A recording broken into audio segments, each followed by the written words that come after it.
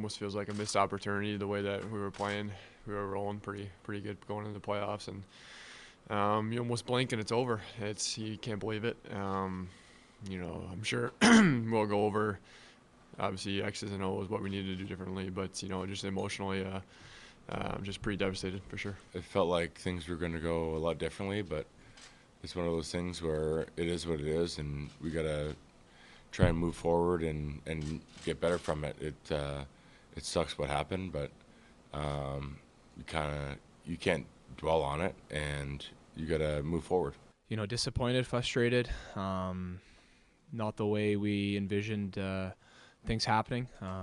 So there's just a lot of questions. First off, just looking in the mirror at my own game and what could have done better, and then obviously as a group what we could have done better. So definitely trying to process everything, and this one for me stings the most out of my 4 years here of our playoff losses. Just still trying to kind of comprehend why it all happened. Yeah, I mean, it's tough. You're doing everything you can, obviously, to produce, and I mean, it's not easy to score in this league, and especially, I mean, this time of year. So it's frustrating. I mean, we had a great team and a great opportunity in front of us, and I mean, obviously, we fell short. Looking at some of the things that I think could have changed, I think intensity level, but it's not like everyone's not trying. Everyone was giving it their all. But I think there's a different type of five-man unit intensity level that they brought. That's why they beat us in 5 is they changed their game and they brought it. And they brought it hard. So I think getting to that level, even with success, so after winning the game 1, still making some adjustments and figuring out where can we be better. That and really breaking down what's costing us. And that's not just where we're getting scored on. That's what are we giving up. And breaking that down and fixing it between every single game, I think it's so crucial. Because if a team gets something, they're just going to keep doing it.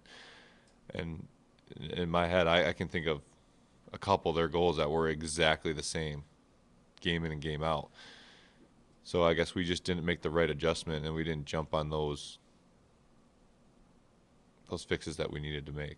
Mentioning, that we weren't making changes, or we had one PK kind of in Game 5, but we changed the forecheck. It wasn't for lack of awareness where things were going wrong. I think part of it was now going out there and performing on the ice. Yeah, I'll clear up. I didn't mean we weren't making changes. What I meant by that was I didn't think we made the right changes and implemented them the right way. And that's not a throw at the coaching staff, it's on all of us. We might have made the right changes and didn't implement them.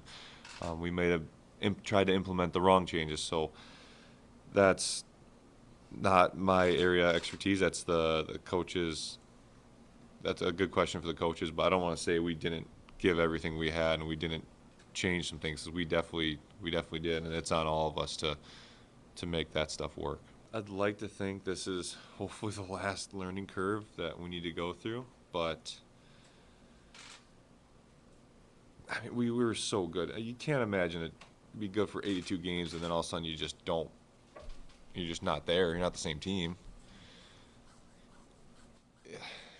I hope we're going to learn that this is the small difference between playoffs and regular season.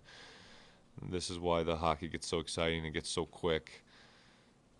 Your details have to be so fine-tuned by the time you hit playoffs that there is no room for error. There's no room to find your game.